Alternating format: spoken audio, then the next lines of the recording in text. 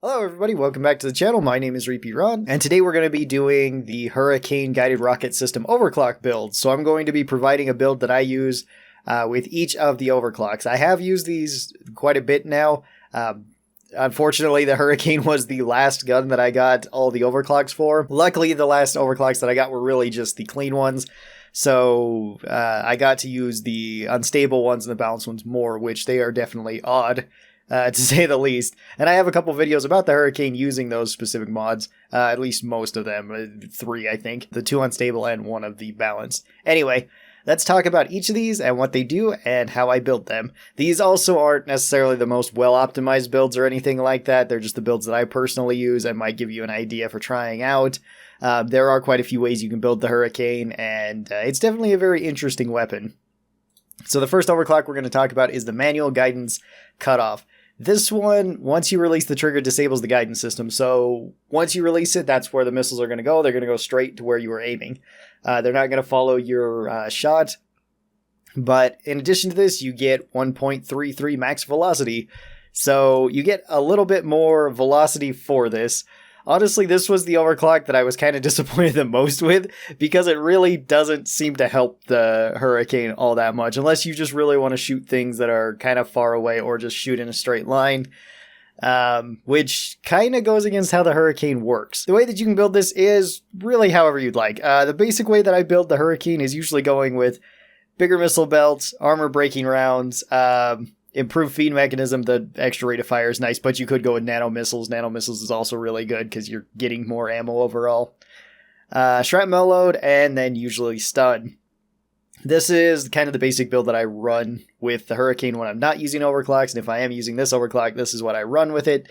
You could alternatively go with bigger jet engines if you want things to go even faster and have a faster turn rate, although this is only going to work while you're holding the trigger down. So this one felt really weird to me. I usually take the anti-missiles with it. You could also go with damage if you want to go with damage for this. You could go AoE too if you want, since this doesn't mess with any of your AoE things. I also tried this with the napalm rounds. That worked just fine too. They kind of messed with napalm rounds a couple times now. I think they're done touching it though. So right now it feels okay. It's not as strong as it once was, but it's not as weak as it once was either. They did buff it back up. Next overclock is the Overtune feed mechanism, which this one is probably one of my favorite overclocks. This one kind of functions the same as the last one, but it doesn't cut off your thing, and it gives you 1 more rate of fire, so you practically have improved feed mechanism just baseline, which is really good for this gun. It increases the DPS you can do with it by quite a lot. So once again, you can run the same exact build that I just said. This one actually makes you shoot incredibly fast and destroy things very quickly. It's really not necessary though. You could just take nano missiles, and that's usually what I do take with this because you have a larger magazine then, and this is probably one of the best overclocks for this weapon, it feels like, even though it is really basic. I really enjoy it. Again, you could go with bigger jet engine, but I find that the armor breaking is just too good to pass up for this. Once again, you could go with napalm rounds, or you could go with nitroglycerin. Again, I don't think nitroglycerin's the best because of the projectile velocity, but that's just me. And then you could go with damage if you want. This is the way that I build, but damage is a good option too if you want to go with a build kind of like this. Our last clean overclock is the fragmentation missiles. This gives you larger AoE radius and more AoE damage. Again, 2 buffs that work great with any loadout. This one I do like going with a full AoE build, though. It feels the best with it. So I go with the improved blast radius. This way we get the largest explosion radius that we can. Once again, I go with anti-tank missiles. This is just so if I'm hitting something directly. But you could go with faster jet engines, too, if you just want to get your projectiles to where they need to go faster. Once again, I like going with the improved feed mechanism, but nano missiles is perfectly fine. Zip fuel for even more AoE damage. And then I really like the napalm with these. I like doing the napalm, just hitting multiple enemies and splashing fire to them. I like this build the best, I think. But I have used stun, and stun is also really good. Alright, now we get on to the kind of strange overclocks. First one being plasma burster mines, and I want you to kind of pay attention to this damage number. So this is the damage number without anything. You have a potential total damage of 12,000 with the Hurricane without any that is with 1 overclock. So, 11,000. 11,500 with no overclocks. Now, once you take plasma burster missiles, suddenly your damage drops to about 4,000. That's a huge drop in damage because we are essentially cutting our damage in half, we're cutting our area damage in half, we're cutting our area effect radius in half, we're cutting our projectile velocity by 25%, and we're cutting our total ammo by 108. We do get faster turn rates by 30% though, and on paper this looks awful just looking at it, but this is probably my favorite overclock. This one makes it so each missile can punch through multiple enemies, but every time this hits something, it explodes, dealing damage. This counts kind of as the plasma burster mines or the plasma burster grenades that the engineer has. So if you're used to those, this works kind of like that, but you're guiding them. So you can send them through targets multiple times. So keep that in mind. You're losing out on a lot of ammo, damage, area radius, but you are gaining more hits with each explosion that goes off, which does actually add up to a lot of damage. This isn't a huge nerf. This is actually more of a buff than a nerf, but the ammo does kind of hurt. So I do go with missile belts so that we have at least close to what we started with ammo. This just feels the best. I've tried the damage and I've tried the AoE and they're not worth it. AoE is not worth it at all. You don't notice really any difference with this. You might get a little bit more splash on certain enemies, but it really doesn't feel that much better. Damage feels a little bit better. Honestly, adding this little bit of damage it doesn't make up enough. Ammo is the best choice here. In tier 2, both of these options work really good. Armor breaking is good if you just want to hit things directly, especially if you're hitting like the guards in the front, because they'll probably put their arms up in front to block. But the big jet engine I think I like the most. This makes your velocity pretty much the same as it starts out with, but it makes your turn rate go up by a lot. So you can really affect these missiles, and you can turn them very quickly to just about anywhere around you if you spin fast enough. I like going with the improved feed mechanism. This is just to fire out rounds quicker. You could go with nano missiles. That works fine too, but I like the improved feed mechanism. Then I go with shrapnel load, although I have done zip fuel, and this one works fine too. The area damage is not hugely noticeable. The shrapnel load is actually usually better. I think I used to go with the zip fuel, but quite a few people had told me that shrapnel load is a little bit better because you're doing more damage to the weak spots and you can easily punch through an enemy hitting their weak spot and having the explosion hit it as well. And then in tier 5, I've tried pretty much all of these. The napalm rounds I found to be kind of the weakest.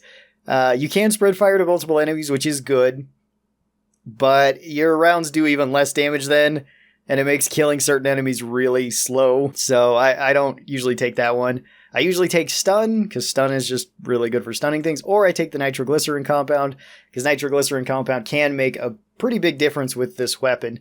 Even if you're taking the bigger jet engines, it's still pretty easy to keep a projectile moving in the air for a very long time so that you do that extra damage. And for anybody wondering, the nitroglycerin compound does give you one more area damage every 0.75 seconds that the projectile is in the air. So you do get a little bit more damage. If you don't want that though, and you just want to hit things directly and not be trying to steer your missiles all the way around, which is totally understandable, stun is usually a better option. Alright, then we have Mine Layer, which this one is interesting. This one, you don't have any turn right now, so where your projectiles fly is exactly where they're going to go, and you lose out on ammo.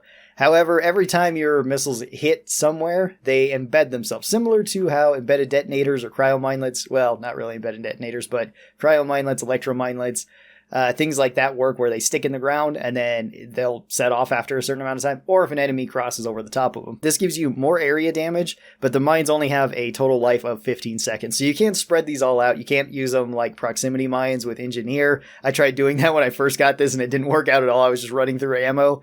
You mostly want to shoot this in front of enemies so that when they run forward, they then explode. This can be a little bit difficult because you might hit friends that are trying to run out in front to engage the enemy at the distance they want to. It can also be difficult if you misjudge the distance, where the enemies come faster, or with the enemies taking a weird path where sometimes they'll run towards you straight and then they'll walk all the way around your minefield for no apparent reason.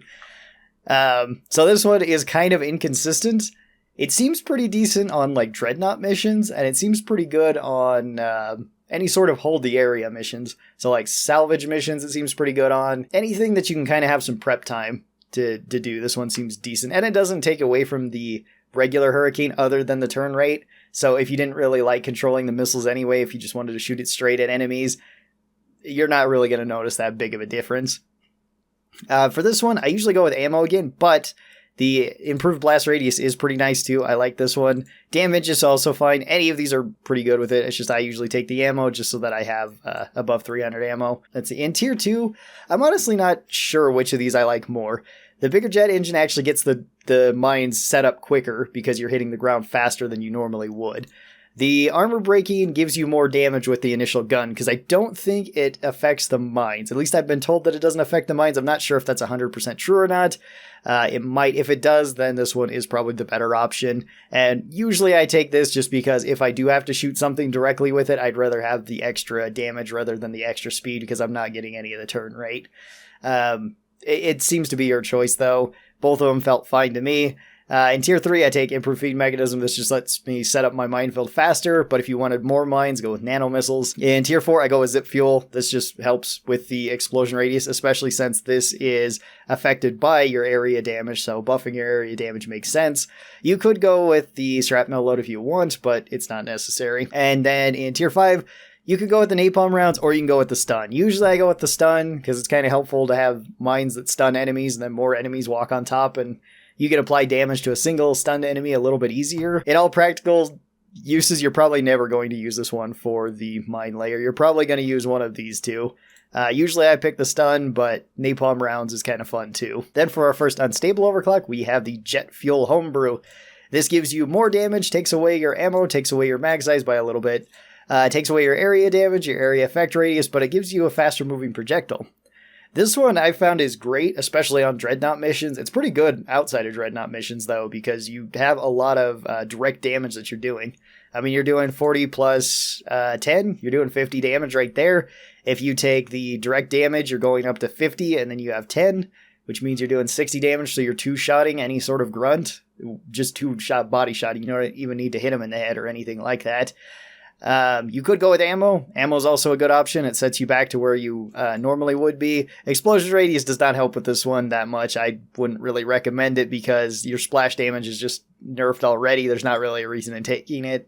I would say either take the damage so that you go up to just being able to two-shot a grunt or take ammo. I usually go with anti-tank missiles. That way we're doing even more damage to armor targets. So I think at that point you can three-shot a guard. Seems like you can three-shot a guard. Maybe you have to hit him in the face once. But either way, the damage and the armor breaking does help. You could go with the bigger jet engines and have a very fast-moving projectile, which is kind of fun. But it's not necessary at all, and it's going to be real difficult to try to wrap this around enemies to hit them in the back. The anti-tank rounds I find just a little bit easier. Once again, I like going with the improved feed mechanism, but nano missiles makes a lot of sense here too, because then your magazine goes up and your total ammo overall goes up. So it's really your choice. If you can live without the improved rate of fire, then take the nano missiles. If you can't and you just want more damage per second, take the improved feed mechanism. In tier 4, I always take shrapnel load. It doesn't make sense to buff our AoE damage. And then in tier 5, I usually go with the uncontrolled decompression, the stun. It makes the most sense to me. I've tried napalm rounds with this, but it kind of messes with breakpoints, so it's not as good against grunts. It works decently well against Praetorians and stuff. And some other enemies like Wardens, but the stun is just so nice for actually fighting things like Praetorians because you can stun them and just do a ton of damage. You don't have to worry about them.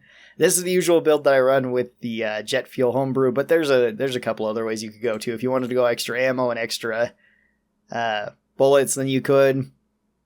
And this, I think, can still two-shot a grunt, but you need to headshot one of those shots. All right, and then our last overclock is Salvo Module.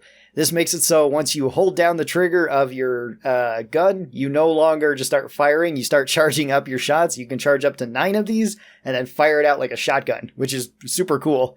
This, for each missile that you have when you're doing this, it increases their starting velocity and it increases their maximum velocity over the time that they shoot, which is pretty useful. It makes it easier, so once you're fully loaded, you can fire this further away than normal, at least to have the missiles get there a little bit quicker.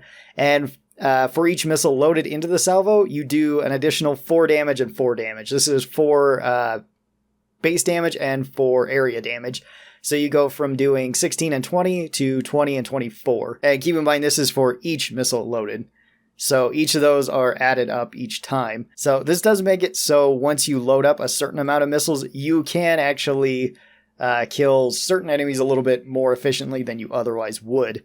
with this, but you no longer get any sort of projectile, at least a turn, unless you're just firing these one at a time. And this does kind of turn the gun into semi-auto, or where you charge up maybe 2 or 3 and then fire it into a crowd, which is kind of the way I like to use this. This one actually works pretty well with whatever you want to build. You could build area damage if you'd like. You could build single target damage. For me, I like going with the pressurized gas cylinder so that we have extra damage. So this makes it so we have 20 damage and 20 damage. It's nice, but I've tried the missile belts. That one's also pretty useful. I like to go with the armor breaking just so we hit things harder. I like going with the improved firing mechanism. This way we can actually get up our salvo faster. So if we only want to shoot maybe 3 rockets, we can get the 3 rockets in there quick. Or if we want to shoot all 9 rockets at something big, we can do that faster. Zip fuel is usually what I take here, but shrapnel load is also useful. I just like the zip fuel so that we do even more damage with our overall shot. And then in tier 5, you can really go with any of these. Again, I usually go with stun. Stun is just a good choice because stunning enemies is always useful. I have tried nitroglycerin. It works okay. I didn't notice a huge increase in damage though. And I've tried the napalm rounds, which are also okay, but I feel like the stun was probably the best performing out of all of them. So this is the way that I build the Hurricane with all of its overclocks. Hopefully this helped you guys out a little bit. Tell me your builds and your favorite overclocks down in the comments below for the Hurricane. I've really been enjoying the gun. I think it's really unique and pretty fun. Special thanks to the supporters of this channel. These are my members over here on YouTube and my patrons over on Patreon. They get early access to videos like this, and if you would like to be a part of that, there are links down in the description. Hope you guys have a great day. Remember to like and subscribe, and I'll see you next time. Bye-bye!